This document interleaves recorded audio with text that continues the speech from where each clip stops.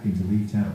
Gi Chul returns to him the document of his research. With Hak Sung tried to throw away years ago, and Gi Chul saved it because it was too valuable to be trashed. Anong ginagawa mo At that dyan? moment, Jiwoo arrives as well, but he decides to stay outside when he hears yelling. May bata Hak katawag Sung sa is akin. angry Oh. because it was this research that cost him his son's life, so he refuses to put it on TV. Sinong mama mo? After Gi Chul leaves, Jiwoo tries to talk to Hak Sung, but the old man only lashes out at him. Hindi mo marinig, lakasan. Getting closer than Tudor and Stewart. Mama Afterward, Buleng. Jiwoo gets a Ay, si call from Mama his Bulin. secretary, who doesn't understand why he's Ay, ba't letting dyan him ka? film Hindi ka like nga panood this, but TV. he just tells her it's over and hangs up.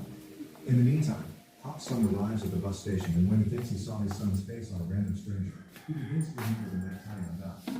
After he got into a road fight for defending fellow detectives, Taeyeon began arguing with his dad, accusing him of having escaped to the south for Kain tayo. his mom was sick with tuberculosis.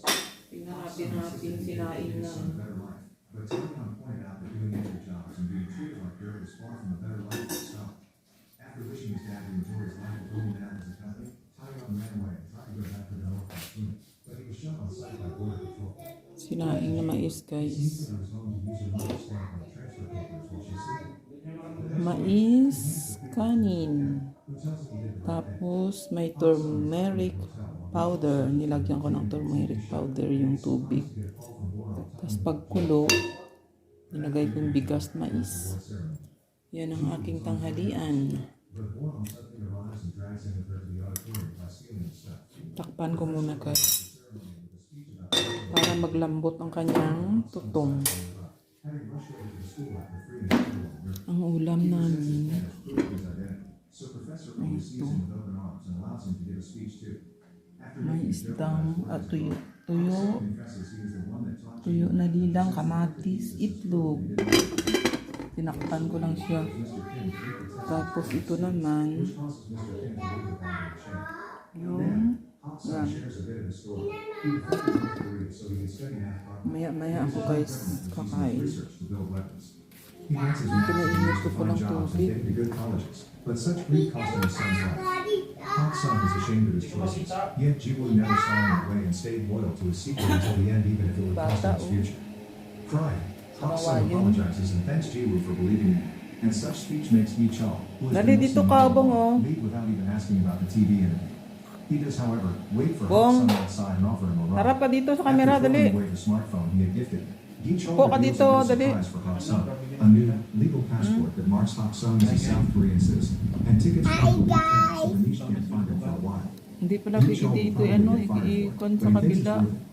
Sometime later, Gi Diyan Chul ka na lang, visits di mo Jiwoo to give him the makikita, gift oh. Hak Sung left for him. Sige, The pinto ka famous lang pen dyan. and first draft of his thesis. 3 years later, Jiwoo and his Ano college eh, class visit the kwento ka? prestigious Oberwolfach Research Salita Institute ka for lang dyan, eh. mathematics. Hak Sung is Dito working ka there now, magtingin, oh. and Jiwoo surprises him with some Yan, sa strawberry kanila. milk and honey before diving into a long talk about math. Sobrang malapit. Make sure to subscribe and turn on notifications so you can watch more videos like this. Thanks for watching. Dapat yung selfie ko lang nun. Harap. Ito na. Dapat sa simula kaagad yung selfie ko lang.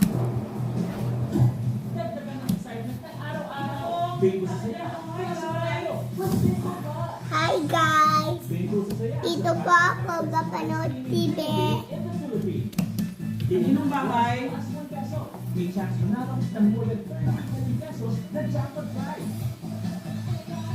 Saan ka guys? Sinong bahay guys? Wala teacher din po. Sige, harap ka dyan, no? Tingin ka sa kanila. Welcome back to Movie Recaps. Today I will share Lula Bibeng. Gusto ko aswangan. Hello everyone. Back again with film review. Po, para makita ang ulo mo. In this video, Tingin ka I'm doon sa going to kanila sa recap tinuro one ko of the sa'yo. horror films from 2014 titled Honeymoon.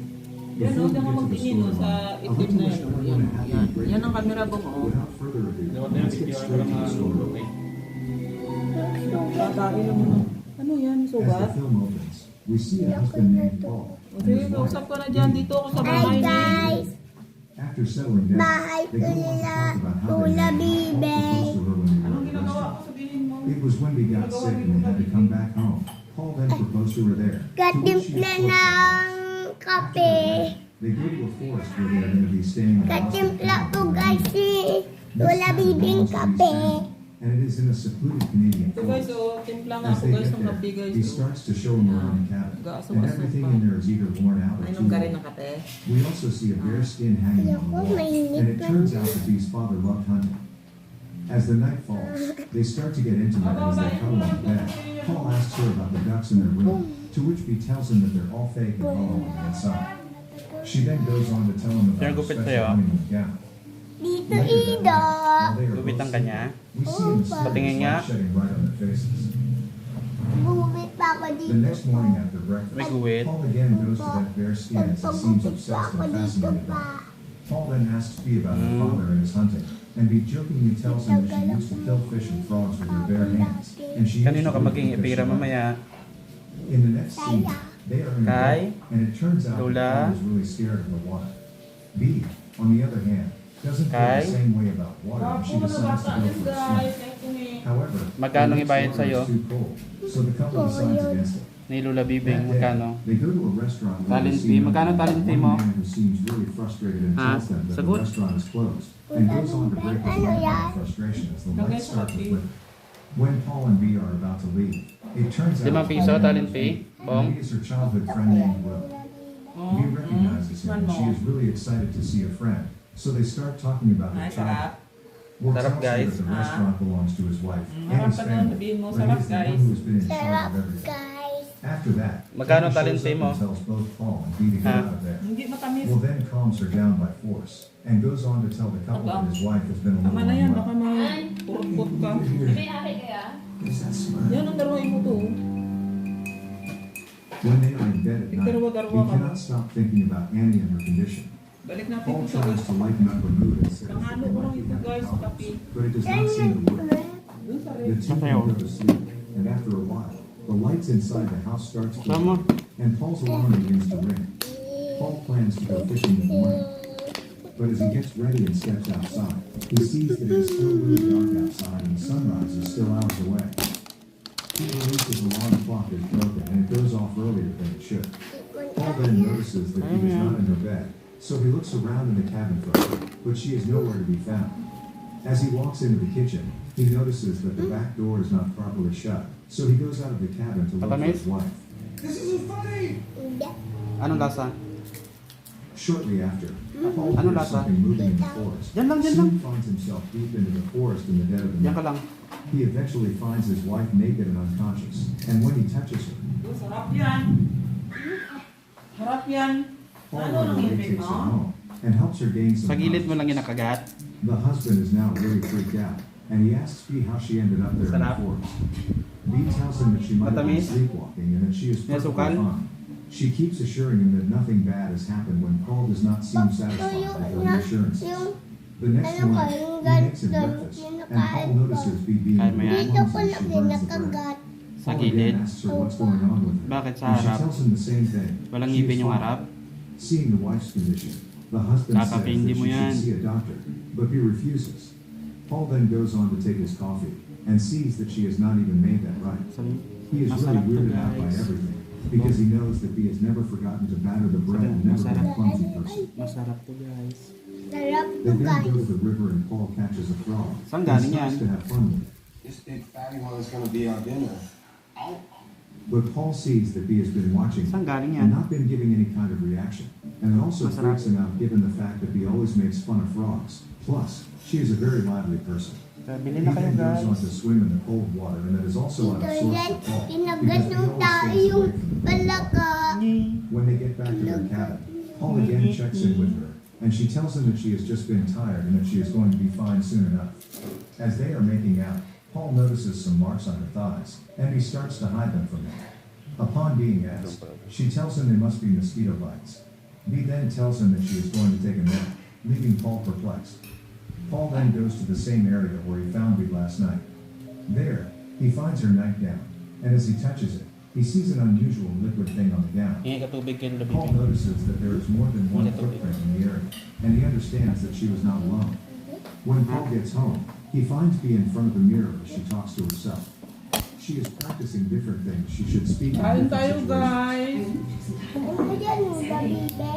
Ha? Paul now starts to observe Bee all the time Kanin. and comes to the conclusion that there is definitely something wrong with him. Bakit Uy, may yan? complete pa kami Tries to video. get romantic with him. She goes on to stop him and says the same thing she was practicing in front of the mirror as she Dilaw tells him that she mais has a yan. headache. Paul Tapos is may again turmeric out pa and asks yan. her if something happened that night, Dilaw but she na, tells him that she kanin, was doing bigas. nothing but sleepwalking. Plus may Paul, turmeric pa. however, is still suspicious Kain since he tayo, doesn't have a history guys. of sleepwalking. As they continue to make out, the husband asks her to wear her honeymoon gown, but she Tingin sa tells him camera, that she has galing. put it away for Bilhin long. niya, oh. Sabihin After niyo. hearing all of this, Paul is now Kain really pito, worried guys. because he feels like he is living with a totally different person. In the middle of the night, when Paul is unable to sleep, he sees that he again goes out of the room. When she gets back, he asks her where she went and she tells him that she just went to drink some water. Paul cross-questions her as he asks her about her glass and Bee does Sarap not ng have kanin an answer, mais. which of course because she doesn't have a glass with her. They Kain then ka go ba? on to Tikman sleep ko and mo. we see a light coming inside the cabin again. Lagyan natin ng isda. Taas ay para This makita ko time, din sa camera. Paul Upo. notices that Upo ng mataas. He takes his Yeah. gun and goes out to check what is wrong outside. He sees Sarap someone yan. standing in the woods, but the figure disappears the moment Paul spots him. Hindi Paul magkaan si quickly follows that Galibong. person or whatever it was, but it is nowhere to be found. In order to scare it away, Paul fires a gunshot as well. In the meantime, he goes to the balcony to check where the gunshot came from. The husband gets home and starts to shut down Ayaw all the magkain doors ni and the Galibong, windows of the guys. cabin. He then tells her Ayaw that niya there na was mais. someone outside and that he is going to follow that person. Bee, however, tells him that he must have been mistaken and that there was no one outside. Frustrated, Paul goes on to confront her as he asks her if there was someone else with her in the woods that night. But Bee keeps telling him the same thing as she goes on to say that there was no one else out there. The husband suspects that Will was with Bee that night and goes on to show her the nightgown. Ayaw gabi Paul nagkain ka ng asks her why kanin. has she been lying to him about that night, and the wife tells him that she was sleepwalking, so she does not remember anything. They get into this huge argument, and Paul tells her that he just wants to protect her, but Bee tells him that he is Sipon? overreacting and he is ruining their special Sarap time. pala yung That night, they sleep in separate rooms, and both of them are extremely worried and weirded out. Gabi na mag-uwi papa mo eh. The next morning, when Paul wakes up, he finds Bee sakyan writing papa about mo. herself where she wrote. Kaya ang motor yung sakyan ni mama mo. Welcome back to Movie Recaps. Today I will show you a 2016 drama film titled The Day Will Come. Spoilers. Watch out and take care. In 1967, brothers Eric and Elmer Johansson are taken to orphanage God Hof, where they meet instructors Toff Lawson and Axel, who send them directly to bed without even a proper welcome. This all started a couple of days ago when the siblings were caught stealing magazines and even a telescope because Elmer was a fan of space and wanted to follow the rocket landings. The Child Welfare Office reminded their widowed mother Maureen that talking to them wouldn't cut it anymore. The boys were always skipping class and causing trouble, and Maureen was always Gumiluyang away. dilaw. She didn't make enough to provide them with a good life and wasn't around to raise them. So next time they heard of her having issues with them, they would take her sons away from her. Sadly, this didn't take long to happen. Maureen had a breakdown and was sent to the hospital, where she was diagnosed with cancer. Uncle tried to request the custody of the boys, but he had no permanent residence and his latest income had been 3 months ago, Pinit mo so to. Child Welfare decided to send the brothers to a Uustat mo prestigious ba harap? orphanage. Back to the present, the boys are experiencing their first morning in God Hall. Everyone wakes up at the same time to be sent to the mess hall, where they can't sit and eat until they're told to do so. Silent must be kept during the whole meal. Meanwhile, new teacher Lillian Hammershow is being shown around by the principal Frederick Heck, Tinis mo. who informs her that while he knows physical punishment is bad lunch, At which is gana only pa a naman small tray tayo of kasi fights hindi over. nakikita ka niya The brothers sarili. barely get to grab some scraps, but at least they finally get to chat Kain with tayo, the boys, guys. giving them the chance to properly meet Toger and his friends. It's Toger that advises them to lay low and pretend to be ghosts. That way they won't get attention or be punished. It's just a matter of waiting until they turn 15, which is Kanin when they're namin given the bigas, early mais. a permission to leave for good. Their chat is interrupted by a group of bullies who ask for cigarettes or food and beat up the brothers when they have nothing Ay, to anong offer. kwento mo sa Elmer is set kanila? up the water tank, but he freezes midway because he's scared, which causes the bullies to make fun and throw stones at a future actor that is afraid of heights. Later that evening, the brothers try to escape and Sabihin mo kung manage saan to ka. reach the road, where they're picked up by a van, only to be taken back to the orphanage. Everyone in Alam town mo is ba, scared of guys? Doc Howe, so they don't dare do anything against their principal's wishes. As punishment for escaping, Frederick allows Alam niyo ba, everyone guys, in the kung saan orphanage ako, to take a sabi turn ko at ba? slapping both brothers. Lillian sees what's going on, but isn't capable of doing anything about it except taking care of their wounds afterward. When they go to bed, Eric convinces Elmer to be a ghost from now on. Weeks pass and the brothers do their best to get used to the routine, but it isn't easy. Elmer keeps falling asleep in class and his clubfoot hurts every day. When Eric finds some chocolate in the trash and gives it to him to help with the pain, Elmer decides to share it with Toby and his friends, gaining their trust. They also begin noticing how during the nights Axel was on watch duty, he would take a boy with him to his room. One morning, Top discovers Elmer has wetted the bed. As punishment, he's sent to stand on the bucket outside while only wearing his underpants and holding the wet sheets. He must stand there until the sheet dries, freezing his bones. Afterward, he's sent to the doctor, who declares him healthy except for the clubfoot and urination problem. So he gives 2 pills to deal with it. The bullies started to ask them for more things for being a P-boy. So the other boys, feeling grateful for the chocolate, share some cigarettes with them. Guys, ito guys ang aking apo. Si Gabigong. Ako rin pakilala mo na ako. Even Dali. when they increase the dose, in fact, it makes Elmer dizzy and sleepy. After he falls asleep during class multiple times, Lillian checks his notebook and notices Elmer hasn't been taking notes. She also notices he has a second Ito notebook guys, where ang he's aking written personal apo. things she believes he Si copied from someone. Gabigong. When he Ako, denies it, pakilala she mo makes him rin. read it for the whole class, making her realize this is some sort of diary where he talks about what's happening to him, but twisted into a poetic Dali, fantasy of dapat being an astronaut. makausap mo sila. This Rin na, turns out to be a dapat good ka. thing for Elmer. Now that Lillian, who is in charge of Sarap someone mo above him, makita has kanila. now seen what he can do, she takes the opportunity to name him the mailboy, in charge of picking up the mailbag in town and bringing it to her so they can sort it together while they read a newspaper and listen to music. Sabihin Now mo. he has a task to keep him busy and his mind sharp.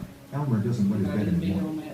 It's during one of these afternoons spent together that he learns Lillian never got the chance to marry and have kids. So after a failed relationship, she decided to teach kids instead. Sabihin mo na, That ito same naman day, the si brothers also Lula get a letter from their Bibing. mother, Ganyan. who tells them she's undergoing special Sama ko treatment and her guys, uncle si is taking Lula care of her. Bibing. When they ask Toto what he got, he tosses his letter at them, explaining his father writes Diba exactly the sabi same ko, thing every ikaw day. nga apo ko. He even recites it as Elmer reads, knowing it's just excuses for Tapos why ikaw he rin won't yung visit sabi for yun. Christmas. But what hurts him the most is that his father never takes at least a second to tell him about his sister. Sama ko guys, si Taking Lula pity on Bibing. him, Elmer tells him this time there's a P.S. and right Kain there siya ng he mais, begins to kanin. imagine Toger's family, including the sister saying she misses him. Toger knows Elmer is lying and there isn't such a note, but he still thanks him for it since he found the story very comforting. From that day on, every boy takes their letters to Elmer to get a nicer version of the words from home, finding hope in his stories. One night, Axel chooses Elmer as his next victim. Eric sees this and tries to offer himself in exchange for his brother, but Axel slaps him and sends him back to bed. Once there in his room, Axel tells a very scared Elmer to do as he says if he doesn't want Eric to suffer. It isn't easy. Nag-vlog ka doon sa bigyan ka ng sampo.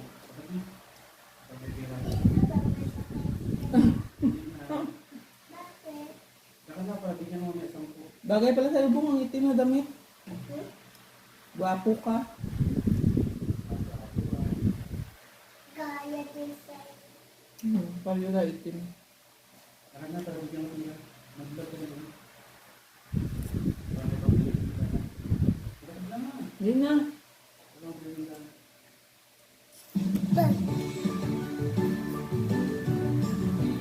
Hindi ka muna, pagka ka muna dyan, makuha ko kanin. Halita ka muna dyan, dali, kusapin mo sila. Hello guys. Ito po. Ang ano namin. Si mama ko po guys nagupit. Si Dada nagsunod kaninong mani po guys. Malinaw ba? Hindi ba ganda kapatuloyin mo na lang po natin. Okay naman, yan. Salamat po, mag-ulit natin. Huwag lang lang ngayon. Manila. Dapat ito yung pag-ulit. Opo, nagsunod si Dada kaninong mani. Ano kung nag-inunan mo, nagreklamo sa Bangka, barko, sabi, bangka at barko at bus. hindi ko maintindihan. Sukat ka ba ito? Ha? Sukat sa barko. Sino? Daday. Hindi ko Pero nagsuka. pag natin, Hindi siya nilo. ang ano, ang ito ko lang dyan, alam naman natin ang nangyayari kapag kinukuha nila. Masarap yan guys. Yung mga kaano. Matamis guys. Naalala niyo ba yung nangyari kay Jovin Magalieno? No? Ganun yung mangyayari. And mga kamatas natin, ano bang confidence ni Rafi dito para po ninyo mga ganito klase? Sabi natin yung pag-uusap na yan. Oh, binayaan. Ano, bigyan mo na tira rin. Tapos sabi niya, 3 days lang sa kanya. Di ba? 3 days, ilalagay kong content yung kay Jobin yung ganyan yun. Tapos bigyan. Nagalin akong katambi mo. Wala lang. Diba? Tuloy natin. Bili tayo mamaya.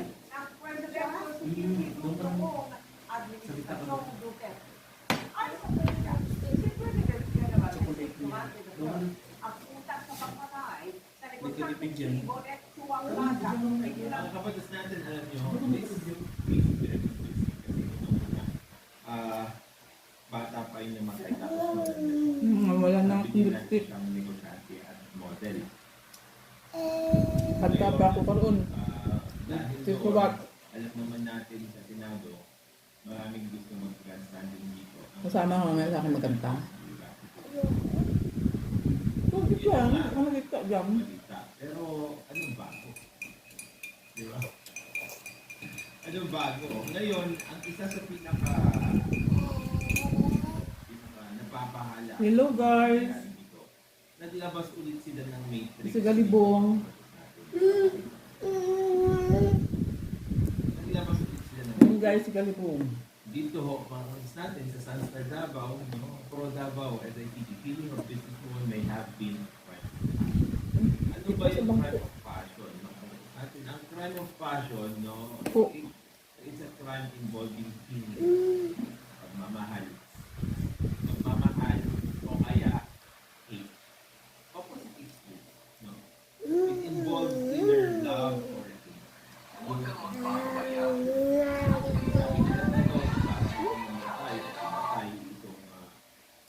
Marunong ka magsayaw. Doon. TikTok kayo mamaya doon. TikTok. Alam mo TikTok? Hindi ko palaki mga Ha? kapatid para makita sana natin. Hindi pa kasi mamaya ah. Kita nyo yan, meron mo ulit binabas na Di ba marunong ka talaga magsayaw? matrix na yan galing sa SIG. Marunong ka talaga magsayaw. Ano pa sila pa? Paru-paru yun. Sige. Sige, mamaya ah. Natin ano, wow, grabe naman yung paano ba tanggalin ka sa Saan tayo masaya? kung makikita nyo naman, Yan mamaya sa cellphone. Sa TikTok TikTok. na naman kung sino yung mga tao. Good guys, yun. Taiwan. Oh. Sa palitsing ha. Mais na kanon. Ang problema kasi mga kabatas natin, kapag naglalabas ka na ng ganyang klase ng mga matrix, Magpaalam ka na. ay nakapag-file na Bye, tayo. guys. Or kahit nakapag-file Dito na eh. kayo ng maayos Hindi ka makita. sa kabatas natin, Bye guys! Bye. hindi mo pa alam kung Ano pa? ano talaga See you later! tao dito. Mas maganda sana kapag kunwari, di ba, meron ng mga testigo na dinabas